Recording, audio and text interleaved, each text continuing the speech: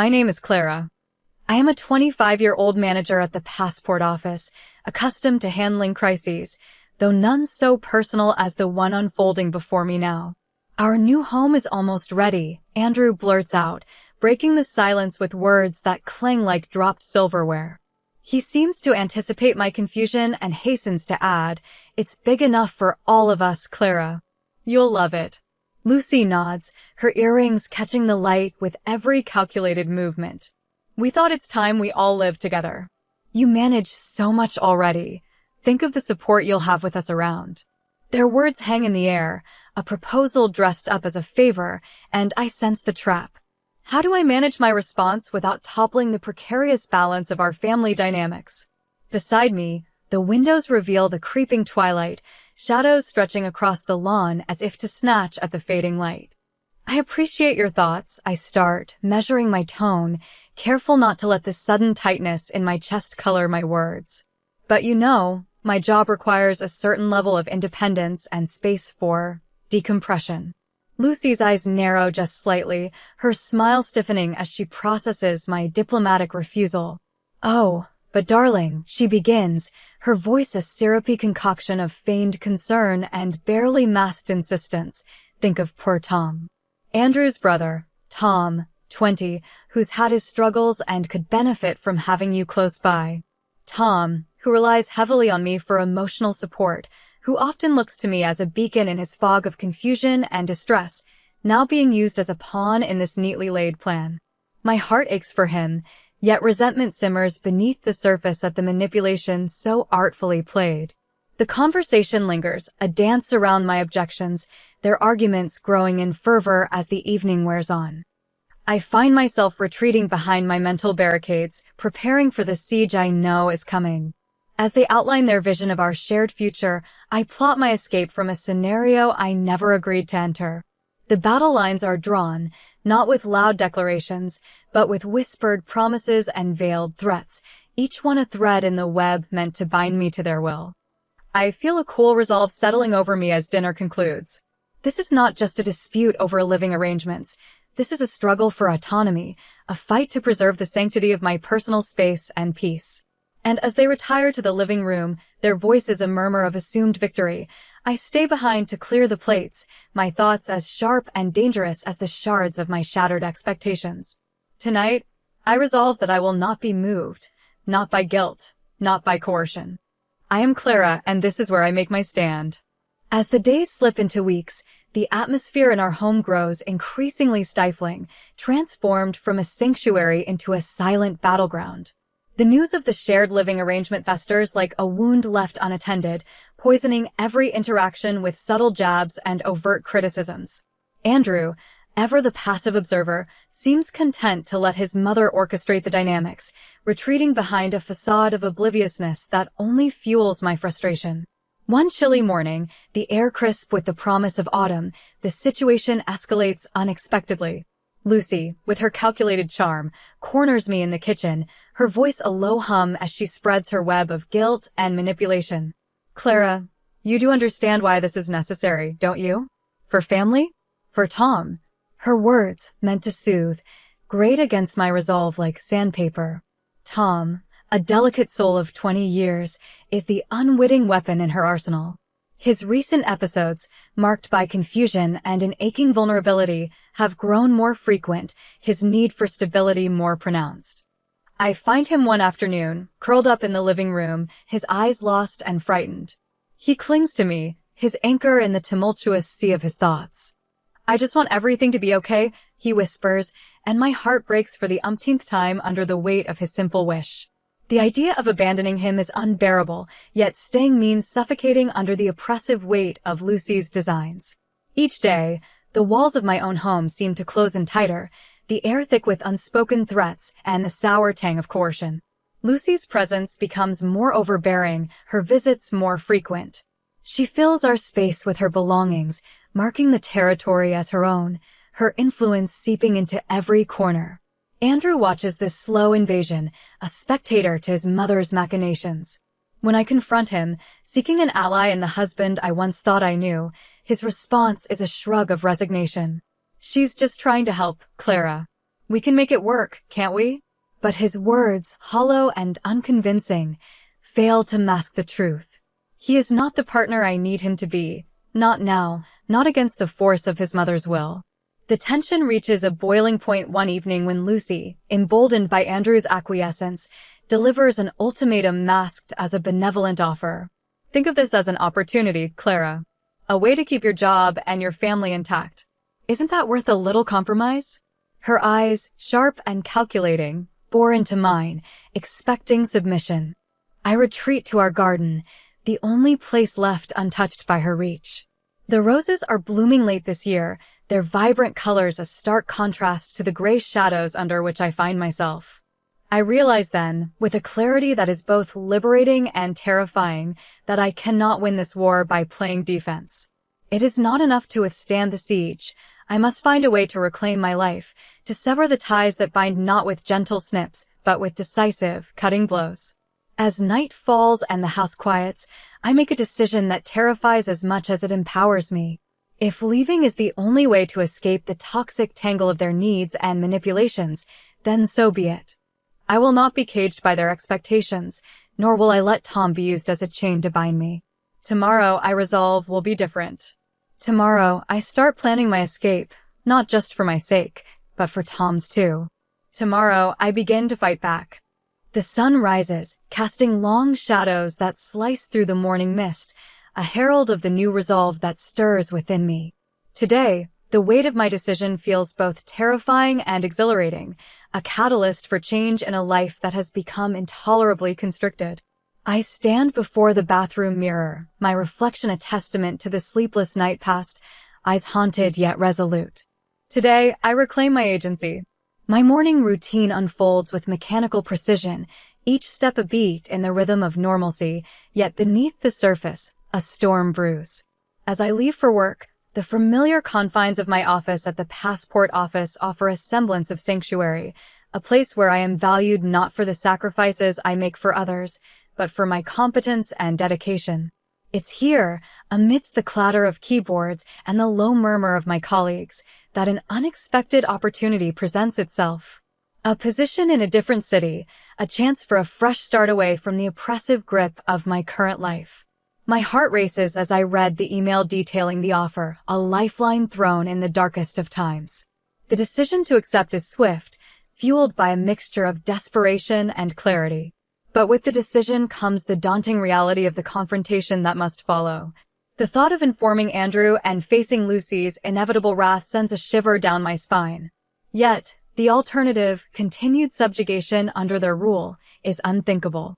Returning home feels like entering a battlefield, the air thick with tension that tugs at the edges of my resolve. Dinner passes in oppressive silence, the clinking of cutlery on china the only conversation. Finally, as Andrew retires to the living room and Lucy prepares her evening tea, I muster the courage to speak. Andrew, I begin, my voice steady despite the pounding of my heart. I received a job offer today. In another city. The words hang between us, heavy and irrevocable. His reaction is a mixture of confusion and concern, quickly clouded over by the shadow of his mother's influence. But what about us? What about Tom? He asks, his voice laced with an unease that speaks to his own entrapment. We can visit. Tom can come to stay with me. It's not the end, I reply, though my words sound hollow, even to my own ears. The ensuing days are a whirlwind of preparation and clandestine planning. I secure an apartment in the new city, arrange for my belongings to be moved quietly, systematically untangling my life from theirs. Each step is a bittersweet mix of liberation and guilt, especially as I watch Tom grapple with the looming change. His dependence on me, once a chain, now feels like a bond one am loath to break, yet know I must. Finally, the day arrives. The divorce papers, a symbol of my final break from a life of manipulation, lie heavy on the kitchen counter. I sign them with a trembling hand, each stroke of the pen a severance of the ties that have bound me. I leave the house with nothing but a suitcase and a heart full of mixed emotions, the door closing behind me with a quiet click, a subdued yet definitive end to my life here. As I drive away, the rearview mirror reflects the image of the home I am leaving behind, its outline blurring with distance and tears. But ahead lies a road open and unwinding, leading to a future of my own making, a future where I am the architect of my destiny, unshackled and free. As I navigate the winding roads toward my new city, the skyline emerges like a promise on the horizon, a stark contrast to the landscape of manipulation and control I leave behind. The decision to leave, though fraught with emotional turmoil, now feels like a breath of fresh air, infusing me with a sense of possibility that I hadn't felt in years. My new apartment, modest and unassuming, welcomes me with its promise of a fresh start, the walls empty and echoing potential. In the quiet of my first night alone, the freedom is palpable, yet so is the weight of my decisions. I lie awake, the shadows cast by streetlights dancing across the ceiling, reflecting the tumult of my thoughts. My plan, bold and fraught with risk, begins to take shape in the solitude of these sleepless hours. The key to ensuring my in-laws' departure from my life lies in an audacious move, a house, known to me for its foundational troubles, veiled behind a facade of charming antiquity. Over the following weeks, I immerse myself in the local real estate market, my search discreet and focused. The house I choose sits precariously on unstable ground, its issues well documented, but easily obscured by cosmetic fixes and strategic staging. I purchase it under a pseudonym, ensuring an extra layer of separation from my past life. With the property secured, I craft my next move, luring Lucy and Andrew into their own undoing. I extend an olive branch, an invitation to visit me, couched in terms of reconciliation and new beginnings. Their acceptance is tinged with suspicion, but the allure of a free stay proves too tempting to resist. The visit is a carefully orchestrated affair. I welcome them into the home, watching as they marvel at the superficial renovations, unaware of the impermanence of the ground beneath their feet. The weekend passes with a veneer of civility, punctuated by moments where I subtly extol the virtues of the property, the peace of the neighborhood, the deceptive solidity of the old structure. When I propose they consider moving in, citing my inability to stay due to unforeseen professional obligations, Lucy's interest is piqued. The house, with its quaint charm and my seemingly reluctant offer, becomes a symbol of their victory, a misguided belief that they are still manipulating the strings. With a mix of triumph and trepidation, I watch as they take the bait. The paperwork is transferred, the house officially theirs, and my ties to them irrevocably cut. As I retreat back to my small apartment, the magnitude of what I've set in motion settles around me like a cloak. I've turned their tactics against them, using their greed and overconfidence to craft my escape. But freedom comes with its own set of challenges. The guilt of using deception, a tool I despised in them, weighs heavily on me. Yet, as I ponder the path ahead, the resolve firms within me. This act, while drastic, was necessary, a measure of protection not just for myself, but for reclaiming the life I was meant to lead, free from the shadows of their influence. As I lay in my bed, the city sounds a distant hum, the truth of my action settles within me. I've navigated the treacherous waters they stirred, using their own currents to carry me to safety. Now, ahead lies a journey of rebuilding, not just my surroundings, but my inner world, repairing the fractures, nurturing the growth, and stepping into the light of my own dawn. The autumn leaves drift past my window in a slow, melancholic dance, their colors a vivid reminder of the season's change. This shift mirrors my own transformation, from a pawn in a manipulative game to the master of my own fate. I watch from the safety of my apartment, now a fortress of solitude and planning. With Lucy and Andrew securely tucked away in their new, precarious abode, my next move unfolds with the precision of a chess grandmaster placing her pieces for the final checkmate. I've spent weeks gathering the evidence necessary for my confrontation. Each document, each recording, meticulously collected and archived, not just for my own sake, but as a shield and sword against any backlash. The house, now beginning to reveal its flawed foundation, serves as the physical metaphor for the shaky ground upon which Lucy and Andrew's deceitful lives have been built. As I prepare for the imminent meeting, my mind rehearses each scenario. The potential outrage, the denial, the possibility of legal threats, all anticipated and countered in the fortress of my mind. The setting for this reckoning is a nondescript hotel room, chosen for its neutrality. The room's bland walls and impersonal decor are a stark contrast to the charged atmosphere that will soon fill it. The day arrives with a heavy overcast, the clouds as somber as my mood. Lucy and Andrew, summoned under the pretense of discussing urgent family matters, arrive punctually, their expressions a mix of curiosity and wariness. I greet them with a calmness that belies the storm brewing beneath the surface. "Thank you for coming," I begin, my voice steady and clear. "There are some things we need to address, about the house and about the past." Lucy's eyes narrow slightly, sensing the shift in power, while Andrew fidgets, a visible manifestation of his discomfort. I lay out the documents, the recordings, evidence of their manipulations, their abuses, and the legal ramifications of their actions. Each piece lands like a blow, stripping away their veneer of innocence and entitlement. Lucy, ever the matriarch, attempts to bluster her way through, her words a mix of denials and accusations. "This is ridiculous, Clara. You're being dramatic and ungrateful." But I am prepared. My response is rehearsed yet sincere. "It's not about gratitude, Lucy. It's about respect and legality. You've crossed lines that should never have been crossed." Andrew, caught between his allegiance to his mother and the undeniable truth before him, remains silent, his inaction a damning testament to his character. The meeting reaches its crescendo as I reveal the final piece of evidence, a detailed report from an engineer confirming the house's instability, a metaphor too poignant to be ignored. Their future, like the house, stands on precarious ground. "You have a choice," I tell them, my tone resolute. "You can accept responsibility and make amends, or you can face the consequences legally and socially." As they leave the hotel, the weight of their choices heavy upon them, I remain seated, drained yet vindicated. The battle, fought not with swords, but with truth and cunning, has been won. But it is a victory tempered by the knowledge of the necessity of such warfare. In the solitude that follows, I reflect on the journey that has led me here. From a pawn, moved at the whim of others, to a queen, commanding her own life's board. The road ahead is uncertain, filled with the challenges of rebuilding and healing, but it is a road I now walk with my head held high, the master of my fate, the captain of my soul. The crisp air of the city wraps around me as I leave the stark anonymity of the hotel behind. My stride is purposeful, each step echoing the newfound resolve that courses through me. I've emerged from the confrontation not only unscathed, but empowered, the cords of manipulation severed cleanly by the sharp edges of truth.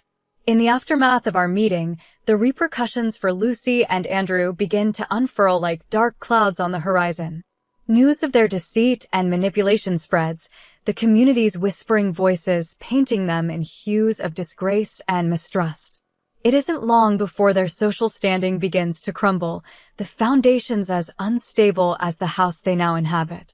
Meanwhile, the legal threats I laid before them take on a life of their own. Faced with potential charges of fraud and emotional abuse, Lucy and Andrew scramble to contain the damage. But the evidence is too damning, the testimonies too poignant. Their legal counsel, faced with the mountain of proof, advises settlement, an acknowledgement of their misdeeds wrapped in the guise of financial and public relations strategy. As the city around me transitions into winter, the chill in the air mirroring the cold reality faced by my former in-laws, I find myself at a crossroads. The life I had known is behind me, the bridge to my past burned with necessary finality. Ahead lies a path uncharted, free from the shadows that had clouded my days. My days are now filled with the quiet routine of rebuilding. I immerse myself in my work, finding solace in the structure it provides.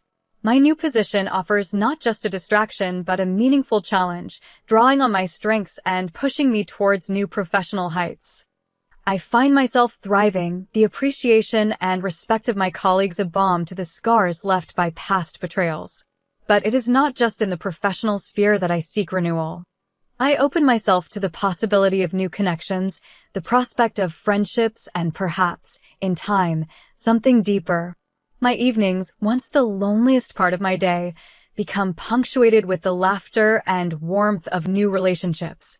Dinners with coworkers, weekend outings with neighbors, and the occasional date begin to fill my calendar, painting my life with vibrant new colors.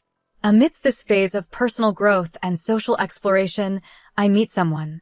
He is a colleague, Introduced during a project meeting, his demeanor marked by a gentle strength that piques my interest. We bond over shared interests and mutual respect, our connection deepening with each encounter.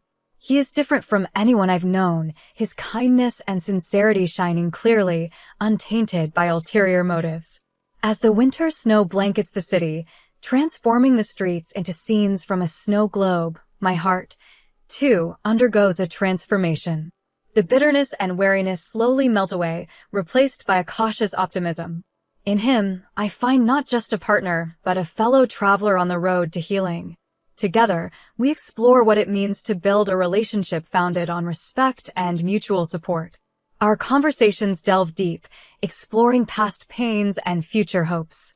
With each shared story, each moment of vulnerability, the bond between us strengthens, a testament to the power of starting anew. As the year closes, I find myself reflecting on the tumultuous journey that brought me to this point. The battles fought were hard and painful, but they led me to a place of greater strength and clarity. Looking forward, I see not a continuation of past struggles, but a horizon bright with promise and the sweet possibility of a future crafted by my own hands. As the first hints of spring begin to thaw the crisp edges of the city's winter facade, my life, too, undergoes a gentle unfurling. The past year's storms, which had once seemed relentless and unforgiving, now feel like distant echoes, their lessons woven into the fabric of my renewed existence. In this season of renewal, I find myself often walking through the city's sprawling parks, the budding trees a metaphor for my own growth.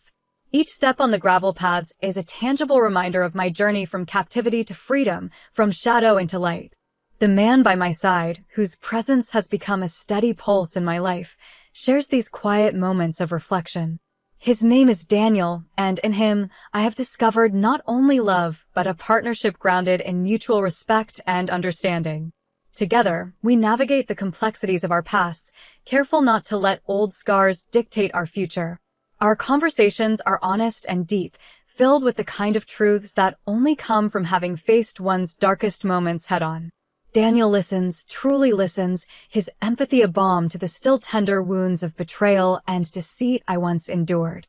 Our relationship blossoms amidst the backdrop of my new life's rhythms, the steady cadence of my career, now thriving in an environment that values integrity and hard work, the melody of friendships that have proven both joyful and restorative, the harmony of a daily existence no longer overshadowed by manipulation and control. Lucy and Andrew, now distant figures tied to a chapter of my life that has firmly closed, face their own repercussions. The community's censure has taken its toll, isolating them socially and professionally. Legal entanglements, too, continue to bind them, a constant reminder of the consequences of their actions. Their house, once a symbol of their deceit, remains fraught with problems, its deteriorating condition a mirror of their fractured lives. As for Tom, the young man whose vulnerability had once been exploited in the games of his family, I maintain a quiet support from afar. Freed from the toxic dynamics of his mother's household, he begins to find his own way, his communications with me now filled with hope and a burgeoning self-awareness. It is a relationship transformed by distance yet strengthened by genuine affection and respect. The full bloom of spring brings with it a sense of peace and possibility. Daniel and I, our bond deepened by shared experiences and mutual aspirations, begin to discuss a future together. Conversations about moving in together, about blending our lives not out of necessity, but out of desire, fill our evenings with excitement and a dash of nerves. One such evening, as we sit overlooking the city from the small balcony of my apartment, the sunset painting the sky in strokes of orange and pink, I find myself overwhelmed by a profound gratitude. The trials I endured, the battles fought both within and outside myself, have led me here, to this moment of contentment and hope. I never knew it was possible, I confess to Daniel, my voice soft, to feel this free, this whole, after everything that's happened. He takes my hand, his touch steady and warm. It's not just possible, Clara, it's deserved. You fought for this peace. Now, it's time to live it. And as we sit there, the city lights flickering to life below us, I realize that he is right. My past, with all its pain and struggle, has not defined me but refined me. Looking forward, I am no longer just a survivor of manipulation and deceit. I am a creator of my destiny, a woman reborn in the crucible of her own strength and resilience. As the chapter of spring closes and the promise of summer beckons, I step forward into my future, a future not free from challenges, but one rich with the potential for growth, love, and continued healing. It is a future I embrace with open arms and an open heart, ready for whatever joys and trials it may bring.